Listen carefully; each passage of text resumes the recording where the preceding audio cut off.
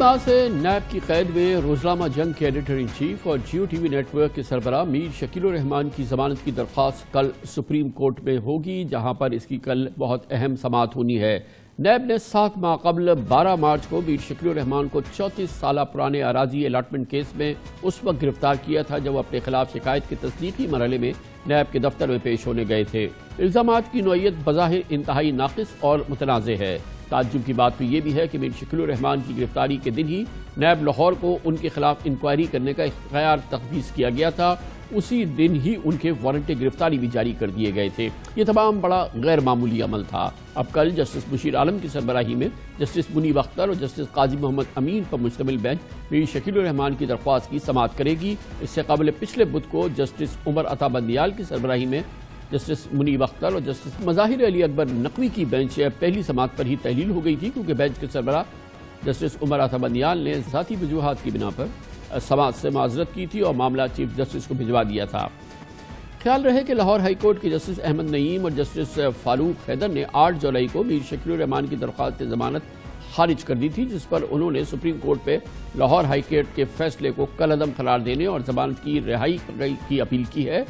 NAB نے 26 جون کو لاہور کی احتساب عدالت میں اراضی الاٹمنٹ کا ریفرنس بھی دائر کر دیا تھا، جس میں میر شکیل الرحمان، سابق وزیر اعلیٰ پنجاب جناب نواز شریف، سابق D G L D A Humayun Faiz Rasool اور سابق ڈائریکٹر لینڈ ڈیولپمنٹ میاں بشیر احمد کو مرکزی ملزم قرار دیا گیا تھا۔ نیب کا الزام ہے کہ 1986 میں اس وقت کے وزیر اعلیٰ پنجاب نواز شریف نے میر شکیل الرحمان کو سیاسی رشوت کے طور پر غیر قانونی طور پر ایک کنال کے 54 پلاٹس الاٹ کیے تھے، جس میں قومی خزانے کو 14 کروڑ 34 لاکھ روپے کا نقصان ہوا۔ یہ تمام معاملات جو ہیں یہ وہ الزامات ہیں جو نیب نے عائد کیے تھے، جس کو کہ کنٹیسٹ کر رہے ہیں میر شکیل الرحمان مختلف عدالتوں میں، اور اب یہ معاملہ فی الحال ان کی ضمانت کے لیے سپریم کورٹ میں جائے گا۔ اس ریفرنس کے 4 ملزمان میں میر شکیل الرحمان 7 مہینے سے قید ہیں، نواز شریف 11 مہینے سے لندن میں طبی ضمانت پر مقیم ہیں، جبکہ 2 جو مرکزی ملزمان ہیں سابق D G L D A Humayun Faiz اور سابق ڈائریکٹر لینڈ ڈیولپمنٹ میاں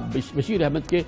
وارنٹ تک جاری نہیں کیے گئے۔ گرفتاری تو سوال ہی نہیں ہوتا۔ میر شکیل الرحمان کی 7 ماہ مسلسل قید کے دوران بھی ان کے بڑے بھائی میر جاوید رحمان اور ان کی ہمشیرہ کا کینسر کی وجہ سے انتقال بھی ہوا۔ قید کے دوران ڈاکٹرز نے میر شکیل الرحمان کو بھی ٹیومرز ہونے کا خدشہ ظاہر کیا ہے، اس لیے ان کی ضمانت پر رہائی کا معاملہ ایکسٹریم ہارڈ شپ کے زمرے میں آتا ہے، اور یہ کل کیس پلیڈ ہوگا سپریم کورٹ آف پاکستان میں۔ اس پر بات کرتے ہیں اور اس کے لیے ہم نے دعوت دی ہے پاکستان کے ممتاز اور بہت ہی معتبر سینئر قانوندار، سابق وزیر قانون بھی رہ چکے ہیں، بیرسٹر علی ظفر ہمارے ساتھ موجود ہیں۔ بہت بہت شکریہ علی ظفر صاحب۔ یہ فرمائیے گا کہ بڑا غیر معمولی معاملہ ہے یہ، شکیل صاحب کی جس طرح سے گرفتاری ہوئی، پھر الزامات کی اپنی نوعیت، اور پھر 7 مہینے سے یقیناً ان کی بیل بھی نہیں ہو رہی، ہائی کورٹ سے بھی وہ ریجیکٹ ہو گیا۔ مجموعی طور پہ یہ ایک بہت ہی گنجلک اور پیچیدہ معاملہ نظر آتا ہے۔ کامران صاحب، جہاں تک نیب کے ضمانت کے قانون کا معاملہ ہے، وہ تو ایک بڑا واضح ججمنٹ آ گئی ہے۔ جسٹس مقبول باقر بڑے مشہور جج ہیں، بڑے لرنڈ جج ہیں، انہوں نے ایک ججمنٹ میں یہ کہا ہے کہ نیب کے کیسوں میں بھی ضمانت کسی کی ہونی یہ ایک اس کا حق ہے، اس کا بنیادی حق ہے، اور اگر کیس میں کوئی بھی گنجائش ہو تو وہ ضمانت دے دینی چاہیے۔ تو ہر کیس نے اپنے فیکٹس پہ، اپنے حقائق پہ، اپنی ریفرنس کے مطابق فیصلہ ہونا ہوتا ہے۔ میں نے جو یہ ریفرنس دیکھی ہے میر شکیل الرحمان صاحب کی، تو میری نظر میں اس قانون کو اگر آپ دیکھیں اور ریفرنس میں جو حقائق یا ایلیگیشنز لگائی گئی ہیں ان کو دیکھیں تو یہ ضمانت ان کو بالکل مل جانی چاہیے۔ یہ میں اس لیے کہتا ہوں کیونکہ ان کے خلاف الزام یہ ہے کہ انہوں نے ان کو ایل ڈی اے نے پلاٹس جو تھے وہ دے دیے ایگزیمپٹڈ۔ اب وہ مسئلہ یہ ہے، اگر آپ اس کے دیکھیں ریفرنس کو، تو ان کے پاس اراضی تھی، وہ اراضی ایل ڈی اے نے زبردستی ایکوائر کر لی، اور ان کی پالیسی کے مطابق، جو پالیسی تھی ایل ڈی اے کی اس وقت کی اور آج بھی، اس کے مطابق 25% جو اراضی اگر آپ کسی کی زبردستی لے لیں تو 25% اس کو اراضی کی جو تعداد ہے اس کے مطابق پلاٹس دے دیے جاتے ہیں۔ تو ان کو وہ 25% پلاٹس مل گئے۔ اب نیب کا کہنا یہ ہے کہ اس میں سے 4 کنال جو لینڈ تھا، جو زمین کی 4 پلاٹس جو تھے، وہ انہوں نے خریدے لیکن کم قیمت پہ خریدے۔ یہ بیسک الزام ان کے خلاف یہ ہے، لیکن اگر آپ حقائق دیکھیں تو جو انہوں نے اس وقت پیسے دیے تھے اس 4 کنال زمین کے، وہ 4 کنال زمین مارکیٹ پرائس کے مطابق تھی، جو اس وقت کے ڈی سی ریٹ تھا اس سے بھی زیادہ تھی۔ تو اگر اس قسم کے حقائق ہوں اور اتنا چھوٹا سا معاملہ ہو کہ آپ کو ایگزیمپشن ملی ہے ایک پالیسی کے تحت جو ہر ایک کو ملتی ہے، 25% پلاٹ آپ کی 100، اگر آپ کی 100 کنال زمین انہوں نے زبردستی لے لی تو 25 پلاٹ اس کے عوض دے دیے، اور باقی انہوں نے 4 کنال خرید لی۔ تو اس قسم کی جب حقائق ہوں تو پھر کسی کو جیل تو میں مگر رکھنا، علی ظفر صاحب جو آپ نے حقائق بیان کیے اور جو یقیناً جو تمام الزامات ہیں وہ بہت ہی متنازع نظر آتے ہیں، پوری کیفیت بہت ہی متنازع ہے، مگر حیرت یہ ہوتی ہے کہ اس کے باوجود لاہور ہائی کورٹ سے شکیل صاحب کی ضمانت مسترد ہو گئی تھی۔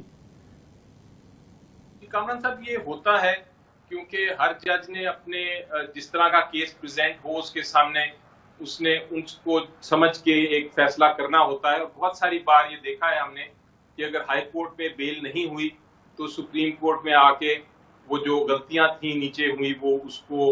ختم کر کے بیل دے دی جاتی ہے، اور بہت بار یہ بھی دیکھا ہے کہ ہائی کورٹ نے بیل دے دی تو سپریم کورٹ نے کینسل کر دیا۔ تو یہ ایک لیگل سسٹم کا ہمارے جو انصاف کا تقاضا ہے وہ پورا کرنے کے لیے سپریم کورٹ الٹیمیٹ اتھارٹی بنائی گئی ہے آئین کے تحت، جس نے یہ فیصلہ کرنا ہوتا ہے۔ تو آپ یقینی طور پہ درست کہہ رہے ہیں کہ وہ جو ہائی کورٹ کا فیصلہ تھا اس کے تحت ان کی ضمانت کینسل کی گئی۔ میں نے آپ کو اپنی رائے دی ان حقائق کے مطابق، اگر آپ تو اب کیا پروسیس کیا ہوگا علی ظفر صاحب؟ اب یہ سپریم کورٹ میں بات جائے گی، کیا سپریم کورٹ نیب کو نوٹس کرے گی؟ کیا پروسیس ہو سکتا ہے متوقع طور پہ؟ obviously تو کورٹ ڈیٹرمن کرے گی کہ کورس آف ایکشن کیا ہو۔ نارمل جو پروسیس ہے، جب آپ نیب کا کیس فائل کرتے ہیں تو پہلے عدالت اس کو سنتی ہے اور دیکھتی ہے کہ اس میں اگر اپیل میں کوئی گنجائش ہے تو پھر وہ نوٹس دے دیتی ہے نیب کو، اور اگلی ہیئرنگ پہ جو اگلی تاریخ پڑتی ہے اس پہ نیب آ کے پھر بحث کرتی ہے، دونوں سائڈز بحث کرتی ہیں، اور بحث کے بعد جج صاحبان جو ہیں وہ یا اسی وقت اناؤنس کر دیتے ہیں بیل کو، یا اگر اس میں زیادہ پیچیدگی ہے تو پھر وہ اس کو ریزرو کر لیتے ہیں اور بعد میں اس کو اناؤنس کر دیتے ہیں۔ تو اس کیس میں بھی یہی میرا خیال ہے ہوگا کہ نوٹس ہوگا نیب کو، پھر نیب آئے گی اور آ کے اس کے بعد اپنی دلائل پیش کریں گی دونوں سائڈ، تو پھر فیصلہ ہوگا۔ تھینک یو سو مچ، بہت بہت شکریہ جناب سید علی ظفر ہمارے ساتھ موجود تھے۔